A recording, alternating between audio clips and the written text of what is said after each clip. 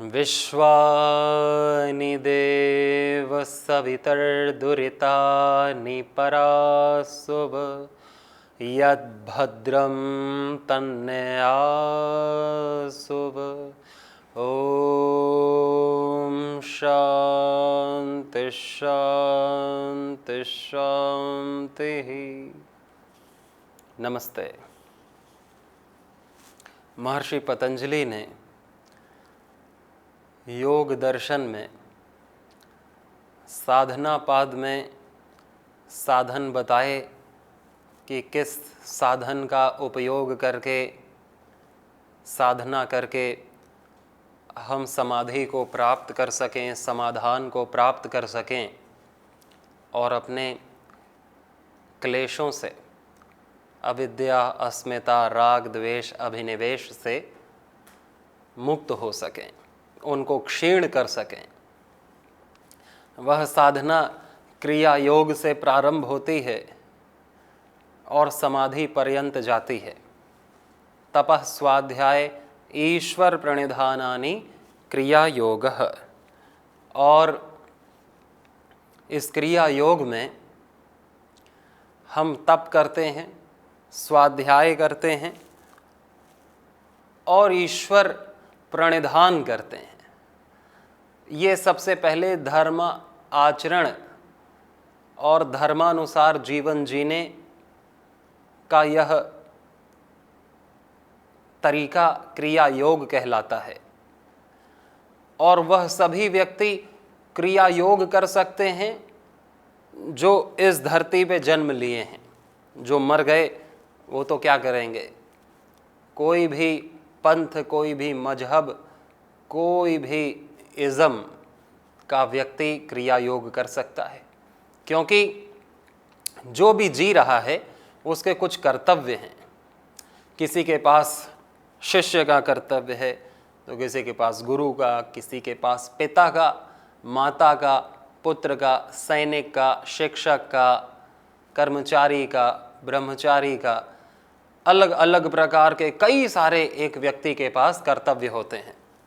स्वयं के प्रति, दूसरों के प्रति, संसार के प्रति, समाज के प्रति जो हमारे कर्तव्य होते हैं, उनको, उन कर्तव्यों का निर्वहन करना, यह तप कहा गया है। तप क्या है? अपने कर्तव्यों का पालन करना ही तप है। और सब कोई इसे करने में सामर्थ्यवान है। हर कोई इसे करने के लिए बहुत ही सुलभ है सबको, क्योंकि कर्तव्य अपने आप आ जाते हैं। जैसे एक स्त्री रहती है तो वो शिशु को जन्म देती है तो माँ का कर्तव्य अपने आप आ जाता है। विवाह होता है तो पत्नी का कर्तव्य अपने आप हो जाता है। जन्म होता है किसी का तो पुत्र का कर्तव्य या पुत्री का कर्तव्य अपने आप आ जाता है। विद्यालय जाता है तो एक शिष्य का कर्तव्य अपने आप आ जाता है। भगवान को मानता है तो भक्त का कर्तव्य अपने आप आ जाता है। या इस राष्ट्र को मानता है तो नागरिक का कर्तव्य अपने आप आ जाता है। इस जगत को मानता है तो इस जगत का निवासी होने का कर्तव्य अपने आप आ जाता है। कर्तव्य हमारे होने से ही हमारा कर्तव्य है। मरे हुए आदमी का कोई कर्तव्य नहीं। जिसने शरीर को छोड़ दिया वो सारे कर्तव्यों से मुक्त हो गया। अब तो ना उसे पुत्र का कर्तव्य निभाना, ना पति का निभाना, ना पिता का निभाना, ना नागरिक का निभाना, वो सब कैंसिल हो जाता है उसके कर्तव्य की। अब तुम्हारा कोई कर्तव्य नहीं है। अब तुम्हारा आधार कार्ड भी कैंसिल हो गया, तुम्हारा राशन कार्ड भी कैंसिल हो गया, तुम्हारी पेंशन भी कैंसिल हो गई, तुम्हारी नागरिकता भी कैंसिल हो गई, तुम्हारी जो संपत्ति थी, बैंक अकाउंट था, एटीएम, क्रेडिट डेबिट कार्ड थे वो सब भी कैंसिल हो गए, तुम्हारी जायदाद से भी तुम बेदखल हो गए।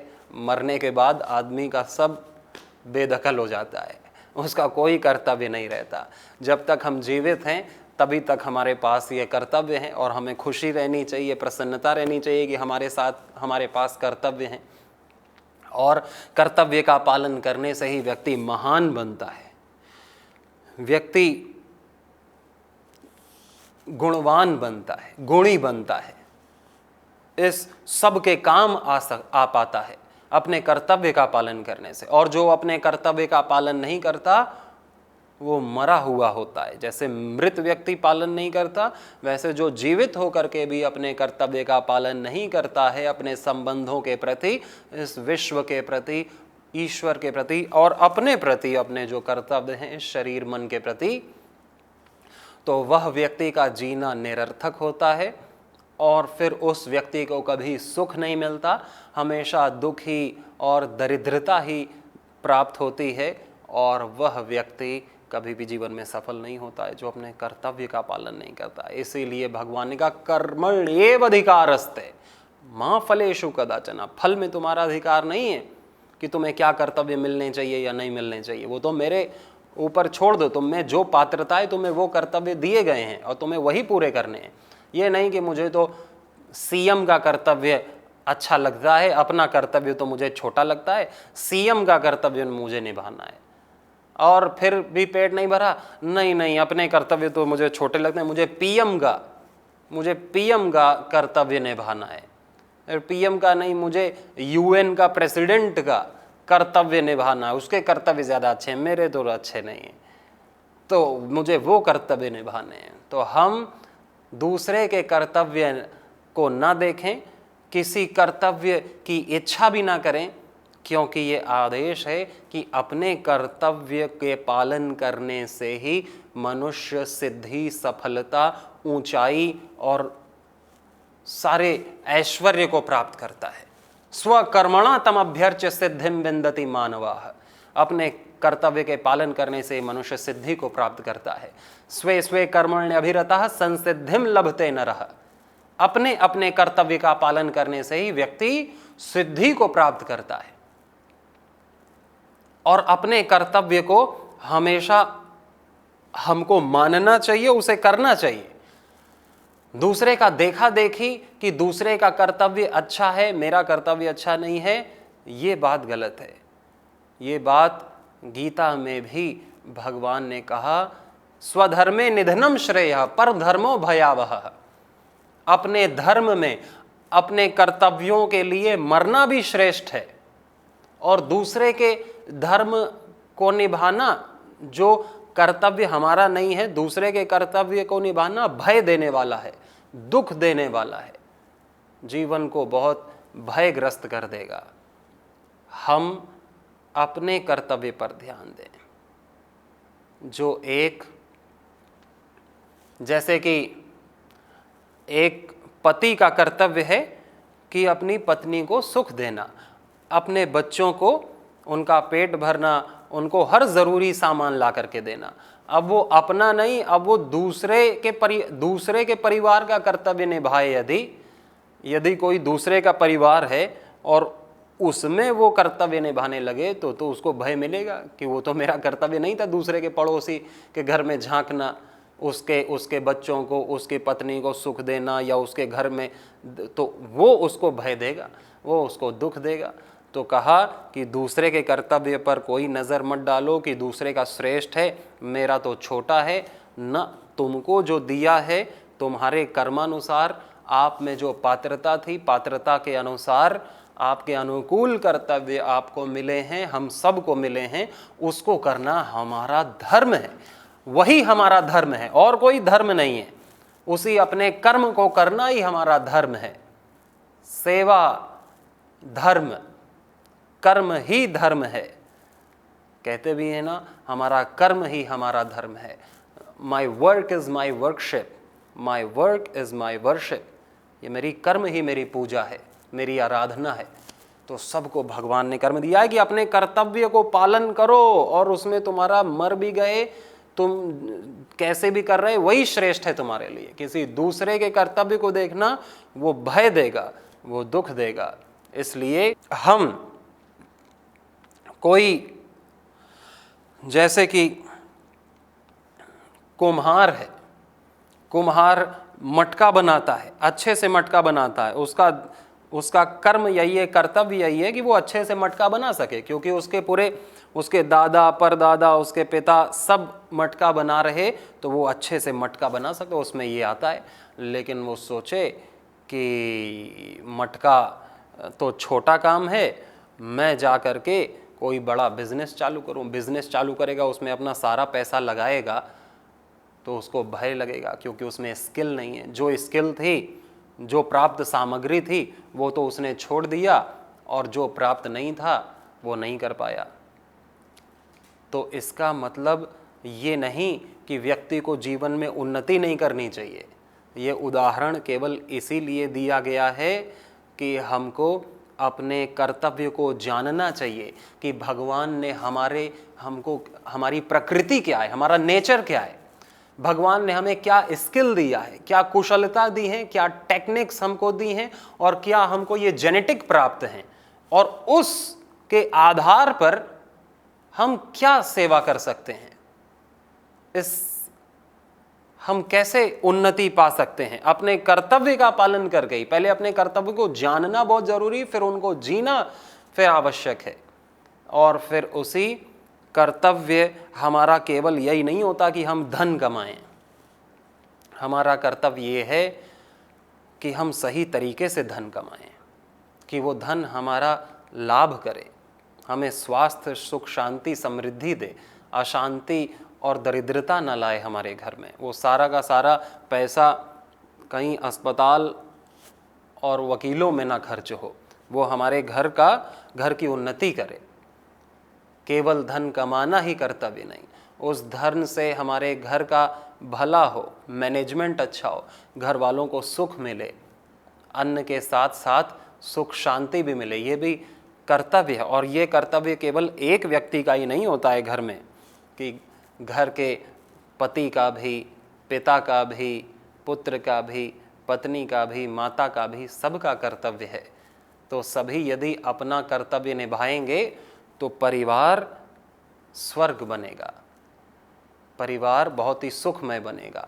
और सभी परिवार अपना कर्तव्य निभाते हैं तो समाज श्रेष्ठ बनता है, और समाज श्रेष्ठ बनता है तो राष्ट्र श्रेष्ठ बनता है, और एक राष्ट्र श्रेष्ठ बनता है तो पूरे विश्व में वो अपनी कीर्ति करता है, और पूरा विश्व उसके पद चिन्हों पर अपने कर्तव्यों का पालन करता है, तो विश्व भी महान बनता है, ओजस्वी बनता है, तेजस्वी बनता है।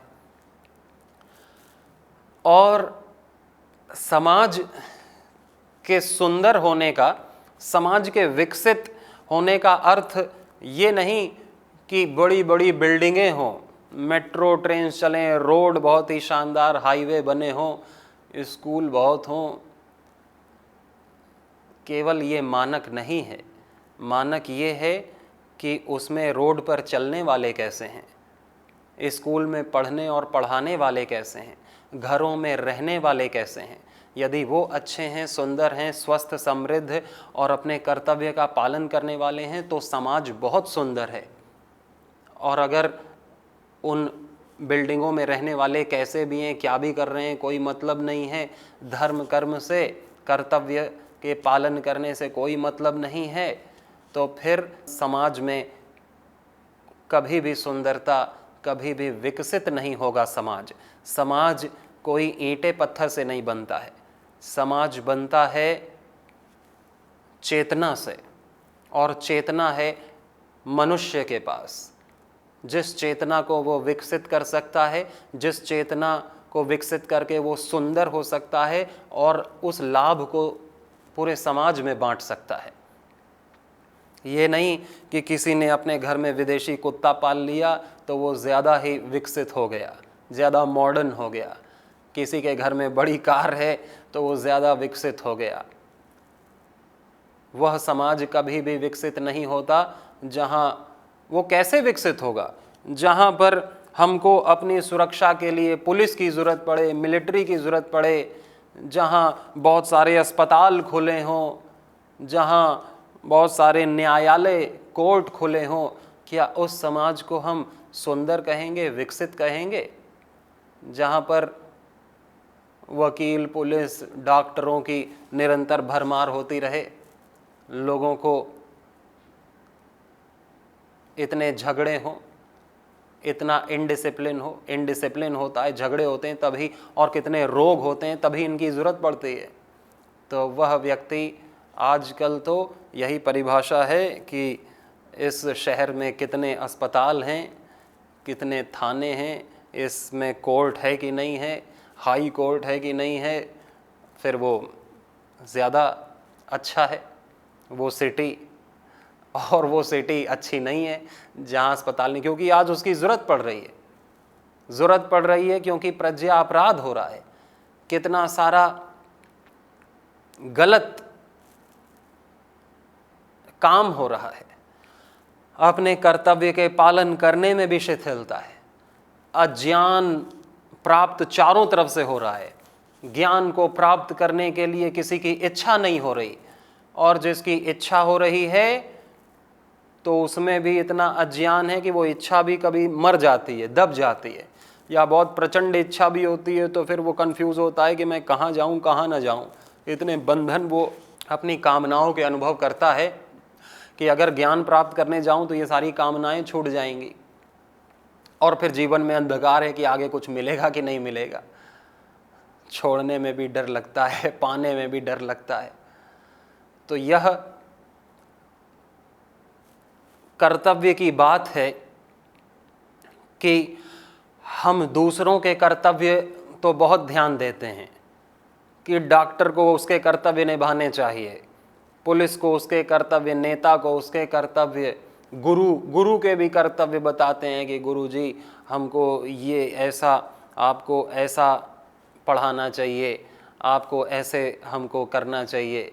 भगवान को भी कर्तव्य याद दिलाते हैं कि तेरे को ये देना चाहिए, तेरे को ये नहीं देना चाहिए, तेरे को ये अभी देना चाहिए, तेरे को ये अगले साल देना चाहिए। भगवान को उसके कर्तव्य याद दिलाते हैं कि तेरे को अभी ऐसा मौसम करना चाहिए, ये कैसा मौसम कर दिया, ये किसको जन्म दे दिया, लड़के का जन्म होना चाहिए। ऐसे हम सबको उनके कर्तव्य याद दिलाते हैं, और भगवान कहते हैं कि तुम अपने कर्तव्य याद कर लो, उसी में तुम्हारा अधिकार है, दूसरे के कर्तव्य में तुम्हारा कोई अधिकार नहीं। जहाँ तुम हाथ पैर चला रहे हो, दूसरे के कर्तव्य पे ध्यान देने से तो दुख ही आएगा, भय आएगा, और अपने कर्तव्य पे ध्यान देने से अगर हम उसे निभाते हैं तो उसी से हमें सिद्धि प्राप्त होती है, शांति प्राप्त होती है। स्वकर्मणा तम अभ्यर्च सिद्धिम विंदति मानवा, ये गीता का वाक्य। इसी तरह वेद भगवान ने भी कहा कि स्वकर्म स्वधर्म ही श्रेष्ठ है। हमारा स्वेन कर्मणा संवदेत, स्वेन कर्मणा संवदेत, स्वेन क्रतुना संवदेत। ओम क्रतो स्मर, ओम कृते स्मर, ओम सोम क्रतो स्मर, ओम कृतम स्मर, ओम क्रतो स्मर, ओम कृतम स्मर। यह भी वेद का ही वाक्य है। स्वेन क्रतुना संवदेत, अपने कर्म से बोलो, अपने कर्तव्यों से बोलो, अपने केवल मुंह से ही नहीं। जो एक सन्यासी के कर्तव्य हैं कि भगवान के लिए जीना, संसार की सेवा के लिए जीना, अपनी कोई कामना नहीं रखना, अपनी कोई वासना नहीं रखना। एक ब्रह्मचारी के कर्तव्य है ब्रह्मचर्य का पालन करना, मन में पवित्रता रखना, अपने ज्ञान और बल को बढ़ाते रहना, खूब बलवान बनना, खूब विद्वान बनना, श्रद्धावान बनना। स्वेन क्रतुना संवदित, अपने कर्म से बोलो, मुंह से नहीं कि हमें ब्रह्मचारी को ये करना चाहिए, खुद नहीं कर रहे, सन्यासी को ये करना चाहिए, खुद नहीं कर रहे। हम दूसरों को बताते हैं, कई आप देखते ही हैं फेसबुक ट्विटर आदि में कि सन्यासी को ऐसा करना चाहिए, सन्यासी ऐसा क्यों कर रहा है, ये बाबा को ऐसा करना चाहिए, नेता को ऐसा करना चाहिए। लेकिन खुद उसके जीवन में झांक करके वो खुद देखे कि मैं कितना क्या कर रहा हूँ। यदि उसका लिखा जाए तो उसका तो कोई अंत ही ना हो, लेकिन अपनी आंखें बंद करके सब दूसरों को आंखें दे रहे हैं कि इस आंख से देखो, हमारी आंख से देखो, और खुद की आंख फूटी हुई है, खुद के जीवन का चिराग दिया बुझा हुआ है, और व्यक्ति दूसरों को प्रकाश दे रहा है कि हमारे हिसाब से चलो। सबके हिसाब से तो देश नहीं चल पाएगा और चलना भी नहीं चाहिए। देश व्यक्ति अपने विवेक से ही चले। सन्यासी अपने विवेक से चलेगा तो स्वस्थ सुखी रहेगा, अपने विवेक से नहीं चलेगा तो नरक में जाएगा, दुख में जाएगा। गृहस्थी, एक एक गृहस्थी अपने विवेक से चलेगा, और भगवान ने विवेक सबको दिया है। विवेक हमारा गुरु है जो हमको बताता है सही क्या है, गलत क्या है, कि हम गलत को त्याग सकें और सही को अपने आचरण, अपने जीवन में उतार सकें। विवेक गुरु है जो जन्म से हमारे साथ है और सदा हमारे साथ रहता है।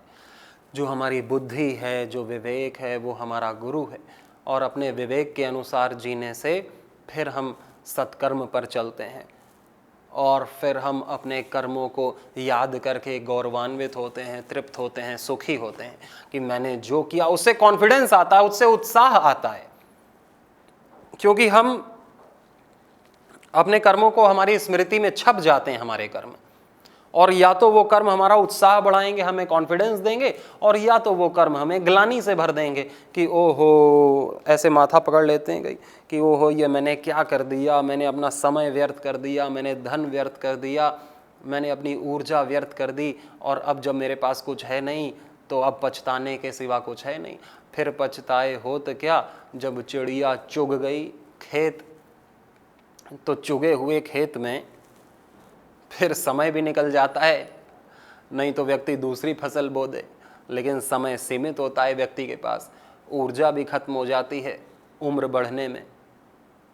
बढ़ने में सामर्थ्य भी घटने लगती है।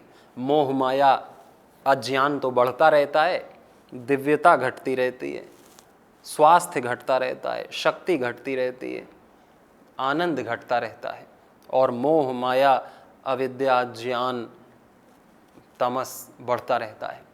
तो फिर, और इसी को उल्टा, व्यक्ति अपने अच्छे कर्म जिसने किए होते हैं, अपने जीवन को ठीक ठीक अपने कर्तव्यों का जिसने पालन किया है, वह व्यक्ति हमेशा ओजस्वी रहता है, तेजस्वी रहता है, उसके भीतर अग्नि रहती है, उसके बोलने में कॉन्फिडेंस रहता है, उसकी आंखों में नूर रहता है, उसकी आंखें में कभी भी वो दबेगी नहीं, हिचकिचाएंगी नहीं, घबराएंगी नहीं। वो अकेले में भी उसी शान से जिएगा जैसे वो सभा में जी रहा है। जैसे हम सभा में अपने को दिखाते हैं कि हम बहुत ही सभ्य हैं, हम बहुत ही प्रसन्न हैं, हम खुश हैं, अच्छा ड्रेस पहन करके, अच्छी कार में आकर के, अच्छा घर चमका करके हम दिखाते हैं कि हम बहुत अच्छे हैं। वैसे व्यक्ति अकेला भी हो, घर के अंदर भी हो, जब उसे कोई भी नहीं देख रहा हो, उसी आनंद में, उसी शान, उसी ऐश्वर्य में वह रहता है। ये भगवान की कृपा से होता है। भगवान की कृपा हमारे कर्मों से मिलती है। कृपा है कर पा, कर और पा, जो करेगा वो पाएगा। कृपु सामर्थ्य, जो सामर्थ्यवान है उस पर भगवान कृपा करते हैं। सामर्थ्यवान वही है जो अपने सामर्थ्य का सदुपयोग कर रहा है, और असमर्थ कौन है? भगवान ने सामर्थ्य दे रखी है, कर्तव्य दे रखे हैं, लेकिन जो उसका पालन नहीं कर रहा वो असमर्थ है। और सामर्थ्य तो थोड़ी थोड़ी तो सबके पास ही है, बस उसी का पालन करने से हम सामर्थ्यवान हो जाते हैं। असमर्थ, हम अपने सामर्थ्य का ही सदुपयोग नहीं कर रहे हैं। हम अपने धन का, अपने शरीर का, अपने वाणी का, अपनी दृष्टि का, अपने विचारों का, अपने पद का, अपने कर्तव्यों का जो पालन नहीं कर रहे हैं या कम कर रहे हैं, वो अपने सामर्थ्य का सदुपयोग नहीं कर रहे। और सामर्थ्य का सदुपयोग ना करने से सामर्थ्य छिन जाती है, और सामर्थ्य के सदुपयोग करने में, कर्तव्य का पालन करने में सभी स्वतंत्र हैं, कोई बाधा नहीं है। भगवान ये हमसे कभी अपेक्षा नहीं करता कि जो तुम ना कर सको वही करो। ना तो गुरु अपेक्षा करता है, ना ये जगत अपेक्षा करता है कि बेटा जो तुम ना कर सको वही करो। ये हमसे क्या अपेक्षा की जाती है कि जो तुम कर सकते हो वो तो करो। तुम अच्छा बोल सकते हो, अच्छा सोच सकते हो, अच्छा योग अभ्यास कर सकते हो, और अपने कर्तव्य का पालन कर सकते हो तो वो करो। तुम में जो स्किल है, गुण है, कौशल है, वो करो। अब जो नहीं कर सकते वो मत करो, लेकिन जो कर सकते हो वो करो। तो जो हम कर सकते हैं वो करने में तो हम स्वतंत्र हैं, कोई बाधा नहीं। सभी अपने कर्तव्य को करने में स्वतंत्र हैं और उसी से हम सामर्थ्यवान होते हैं। और सामर्थ्य का सदुपयोग करने से ही हमें शक्ति, ऊर्जा, भगवान की कृपा बरसती है। भगवान की कृपा से ही भगवान को हम प्राप्त होते हैं और उस प्राप्ति में हम सामर्थ्यवान हैं, हम स्वतंत्र हैं।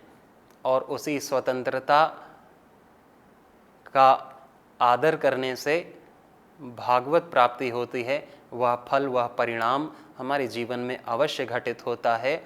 इस जीवन को सम्यक रूप से शास्त्रानुसार जीने से। सभी को बहुत सारी शुभकामनाएं। नमस्ते।